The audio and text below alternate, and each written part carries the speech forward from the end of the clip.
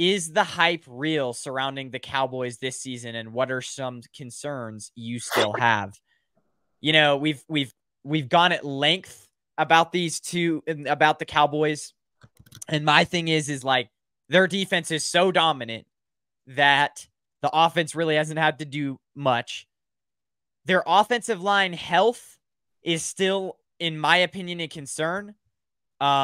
I believe they've actually been struggling with that a little bit. And I don't know. I think later on in the season, when the defense most likely will like maybe take a step down because of, as the season goes along, teams start to get more film and start to maybe figure out some of the weaknesses that the Cowboys do have. As that goes along, I think the Cowboys, especially closer to the playoffs, the Cowboys are going to have to rely a little bit more on their offense to make some plays. And that's where I kind of get concerned, because can the Cowboys offense do that? I don't know. Dak is the same Dak that, the thing that I don't get is like, why does everyone say, you know, Dak is back, the Cowboys are so good, you know, Dak top 10 quarterback, you know, he's a Super Bowl quarter. Like, that's what ESPN has been saying. But Dak hasn't turned a corner. It's the same head coach. Dak is far past the point where he can actually develop anymore. It is the same Dak Prescott. I just don't get it. I really don't get it. So what's your, I mean, this is probably going to be a very biased opinion on both of our sides, but what's your thought on this? Well, you know, it's easy for me to come at it from a biased standpoint. Dak's a great guy. Can't stand the dude because he plays for the Cowboys. From a quality standpoint, they've got a good leader, in my opinion. They've got a guy that's going to lead the team. The problem with Dak that I have is, you know, I'm a big Kirk Cousins hater. If anybody dislikes Kirk Cousins, it's this guy right here. Kirk's also a great guy, but in the world of sports, we don't play for great guys. It's what are you doing on the field? And Kirk Cousins has had arguably better stats than Dak Prescott, yet gets all this hate. And then Dak Prescott, it's like the moment he, you know, they were in and, you know, dominated the last 2 weeks. And all of a sudden this is a Cowboys Super Bowl team. And I honestly, I've seen this many times. The Cowboys have had many options, many teams that I have thought were Super Bowl caliber, and I'm not going to deny that. But then it gets to the playoff season, and whether it's coaching, whether it's Dak, whether it's injuries, they all accumulate, and the Cowboys have not performed in the month of January. And you know, as an Eagles fan, I'm happy they haven't made it to the month of February. And so, but one of my biggest things is in week 1, there was a lot of hate towards Dak because he only completed 54% of his passes and he only threw 24 passes.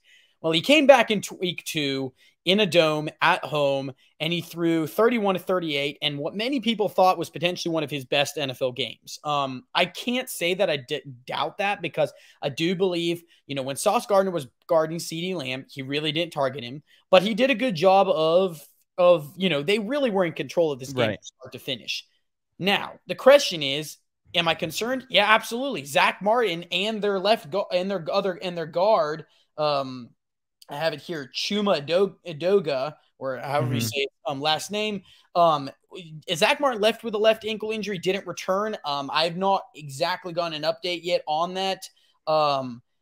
It sounds like he probably could have played if it was a tight game. And Edoga was replaced by TJ Bass just before the start of the second half. It looks like Edoga's injury could be worse, but he was starting for the injured guard Tyler Smith, who missed his second consecutive game. They do have a banged up O-line. My biggest question for them is I think it's people are forgetting, between the Eagles and the Cowboys, I'm not going to play Mr. Nice Guy. Their schedules are brutal.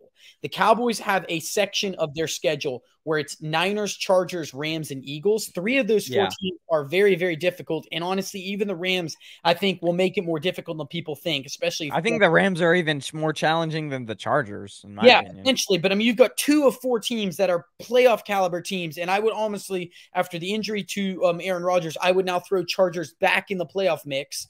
Even though I know they always have been, but I had them missing the playoffs in earlier shows.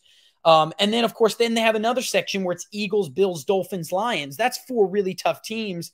And I will say the biggest thing that I would like to say is, it's funny because I've got a bunch of Cowboys fans who are like, we have played people, the Giants were a good team, the Jets were a good team. And I'm going to tell you right now, both of those teams are capable of winning games. And I'm not going to sit here, but I had to laugh when the narrative of you haven't played anybody was used on the Cowboys. As an Eagles fan, I heard that all year last year. Now, the truth is, we ended up going to the Super Bowl and had arguably one of the most entertaining Super Bowls for a loss. Now, if it was gut-wrenching, it's hard for me to get over it. What I would say for this is circle that Niners matchup. I don't care if the Cowboys go into it and lose, because I do view the Niners as a top 2 team in the NFC. I view top 2. Top 2. They're number 1, baby. I'm debatable on that. And it goes back to their quarterback situation, but Purdy has looked good. My biggest thing is this. I view the Cowboys as the 3rd best team in the NFC. Right now, I sort of have the Eagles and 49ers as neck and neck. I'm not really entirely sure from a talent standpoint if you can separate them at all. I think the one difference is I would take Hurts over Purdy right now. The Cowboys, my concern is coaching. I am not a big Mark McCarthy fan. I think that regardless of what we want to say, it's hard to even compare his time in Green Bay because he had arguably one of the best quarterbacks of all time in Aaron Rodgers. I really just think, I don't know. I have a problem with the head coach calling plays. I was really happy when Nick Sirianni gave it up, even though their play calling has been suspect the last 2 weeks. The real question is the hype surrounding the Cowboys season? No, I don't believe it's I think it's real, but can they produce when it's mattered? And I am concerned about their January predictions and the fact that, honestly, 8 of those games are really tough in the 8 teams that I just mentioned. Right. They play 2 division, and that's not even counting the Commanders, who are a stingy team, who I think are going to be